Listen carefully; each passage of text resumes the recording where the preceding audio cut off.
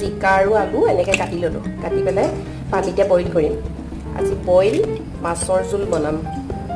এই মই সোৱাদ অনুযায়ী অকণমান নিমখ দি দিছোঁ, একদম বিলাহী দি দিম, 2টা সৰু চাইজৰ বিলাহী এনেকৈ দি দিম। এইখিনিমান দি দিছোঁ পিঁয়াজ কাটি, নহৰু খুন্দনাত পিহি লোৱা, থেতালি লৈছোঁ। বিলাহীখিনি গলি গৈছে নহয়, গলি মাছ পিচ এনেকৈ দি দিম। উতলি মাছৰ ৰসটো তেল বিৰিঙি আহিছে, তেল দিয়া ধুনীয়াকৈ খৰিচা বনাই থৈছোঁ। মই খৰিচা পানী অকণে আৰু অলপ খৰিচা দি দিম। 2 চামুচ খৰিচা দি দিছোঁ আৰু ইয়াতে অকণমান এই খৰিচাৰ পৰা ওলাই থকা পানী দি দিম অকণ। খাবলৈ মই যে এনেকুৱা বস্তুবোৰ খাব আৰু বহুত ভাল লাগে। অকণমান জ্বলা হ'বলৈ কেঁচা জলকীয়া দুটা। এতিয়া এইখিনি বন্ধ কৰি ঠাণ্ডা হ'বলৈ দিম।